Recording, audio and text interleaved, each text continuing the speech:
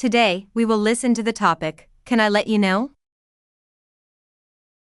Are you going out with Leonard tonight? Uh-huh. He's supposed to pick me up at 6:30. What time is it now?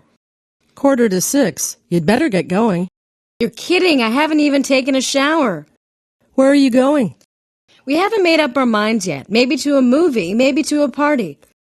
Go and see Forrest Gump. It's supposed to be interesting. Oh, maybe we will. I've heard The Sixth Sense is good too. Well, personally, I prefer Forrest Gump. I really should be going. Do you want to go shopping tomorrow?